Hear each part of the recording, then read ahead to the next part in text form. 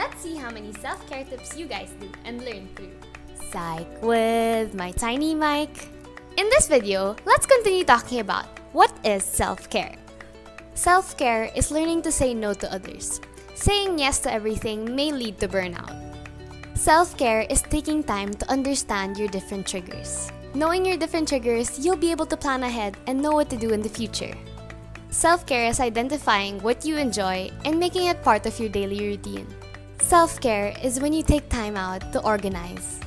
Self-care is when you feed your spiritual self, making time for quiet reflection in your own way. Self-care is when you take care of your different needs. How many self-care tips do you guys do? Kuya Simon, how do you know if God is real? How do I know if God is real? Well, let me ask you this. How do you know if the wind is real? You can't see the wind, but you can feel it. You can't see the wind, but you can hear it. You can't see the wind, but you can see it move other things. Now, this is how I know God is real. I can't see God, but I can feel His holy presence. I can't see God, but I can hear His beautiful voice. I can't see God, but I can see Him change my life, change my heart, and change other people's lives. Now, let me ask you this question. Are you willing to see His presence? Are you willing to hear His beautiful voice? Are you willing for Him to change your life? Uy, mag-isa lang ni Winston dun, no? Tara, kausapin natin. Mga may problema eh. Na naman? Araw-araw na lang may problema, nakakairita na, paimportante masyado. Alam mong na-diagnose siya ng depression, di ba? Depression! Hindi naman totoo yan eh. Niresetahan siya ng psychiatrist ng antidepressant meds. Totoong sakit ang depression. Nag-iinarte lang yan. May mga chemical tayo sa utak na tinatawag na serotonin, dopamine, at norepinephrine. Ito ang mga nagre-regulate ng mood at behavior natin. Kay Winston, mababa ang mga level nito. Kaya wala siyang gana kumain, kumilos, makipag-socialize, at pakiramdam niya ay wala siyang halaga. Hindi siya nag-iinarte. Kailangan niya tayo. Kailangan niya ng support. Marami na siyang problema. Dadagdag pa ba tayo? How I deal with anxiety whenever it visits me. What I do is I acknowledge it. I don't try to escape it through distracting myself. I treat it like a visitor. Because this is my body, I own it, and I will allow it to stay, but I will also be the one to decide when it should go. Again, anxiety is just my visitor. During its stay with me, I feel it. Instead of thinking that I'm wasting a day because I'm entertaining anxiety, I consider it as my rest day. We all need to rest. And people might say, how can you rest with anxiety? You will feel tired and restless because you will cry and overthink things. But again, I remind myself it's just a visitor and I will be the one to decide when it will go. I make sure it doesn't stop me from going on with my life because I don't allow it to stay with me for more than a day. I know there's so much more to life than entertaining a visitor. Remind yourself that it's just a bad day and not a bad life. You're so brave for accommodating something that you know could destroy you but not allow it to. That alone is hope. Don't lose it. Guys, welcome to Coffee with Jay. Na-miss niya ako. Guys, actually hindi siya coffee. This is juice. Celery, pepino, carrots, and apple. Medyo matamis naman siya because of the apple. But anyways, aside from that, ano may kakwento ko? Na-miss niya ako. Going back dun.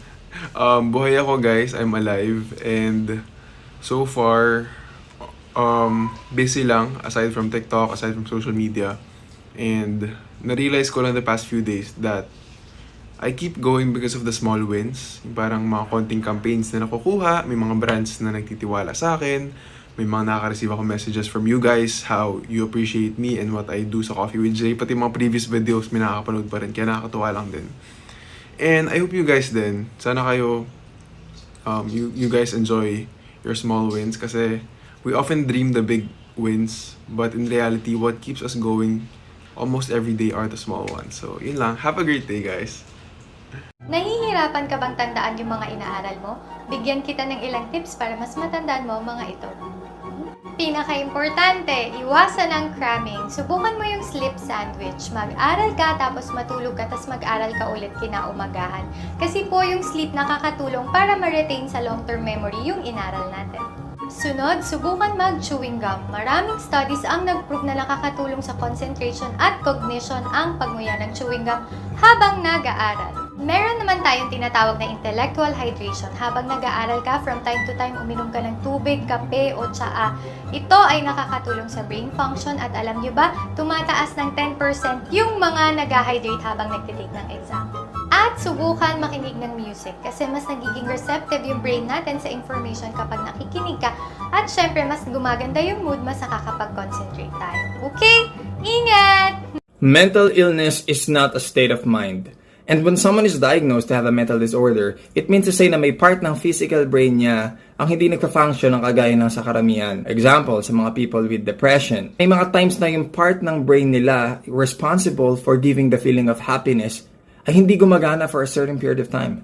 Sometimes it lasts long, like months without any interval. Kaya gustuhin man nila sumaya, hindi nila ito magawa kasi physical brain mismo ang may problem. At kung sasabihan mo sila ng kaya mo yan, laban lang, it's all in the mind, ay para mong pinipilit tumakbo ang isang taong lumpo o walang mga paa. It just doesn't work that way. Alam mo ba na there are over 200 classified forms of mental illness and depression is just one of them? And more often than not, people who suffer from this are invalidated and judged by ignorant people. Grabe, tol. Tapos na yung record of youth. Parang magkaka-depression yata ako. Hey bro, don't say that. Totoo nga, tol. Nakaka-depress. Bro, don't use disorders as adjectives. Masakit yun para sa mga people who suffer from them. It includes mental disorders, kagaya ng depression. Using mental illness as an adjective is unethical. I'm talking about statements like, na-OC na naman ako. Nagba-bipolar ka na naman when you want to refer to a moody person. Or using terms like ADHD when you only mean energetic. Remember, using mental illnesses as an adjective is a direct disrespect to people who suffer from them. Kumusta? Marami na naman bang problema? Ang mahirap kasi, minsan, sabay-sabay pa sila. Yung parang wala ka ng karapatang huminga. Yung hindi mo na magawang magpahinga. Nahihiya ka namang mang-abala ng iba. Turuan kita ng pwede mong gawin, ha? Isuko mo na. Oo nga, isuko mo na ang lahat ng bigat at pag-aalala sa Diyos na nagsabing, sasamahan kita, ipaglalaban kita, mahal kita, manampalataya ka lang sana. Hindi ko sinasabing kapag ginawa mo yan, ang buhay ay magiging perpekto na. Pero bibigyan ka niya ng lakas at pag-asa na balang araw, ang mga pagsubok ng iyong buhay ay malalampasan mo na. Kaya ipagpatuloy mo lang, ha? Matatapos din ang lahat. Paulit-ulit mo lang sabihin, matatapos din ang lahat.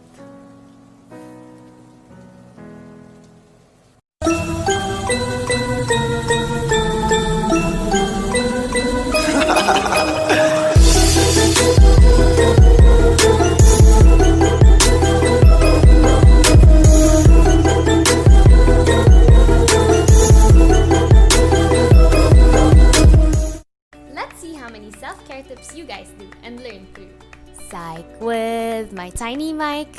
In this video, let's continue talking about what is self-care. Self-care is learning to say no to others. Saying yes to everything may lead to burnout.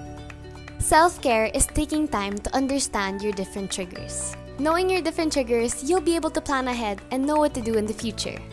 Self-care is identifying what you enjoy and making it part of your daily routine.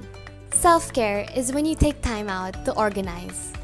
Self-care is when you feed your spiritual self, making time for quiet reflection in your own way. Self-care is when you take care of your different needs. How many self-care tips do you guys do?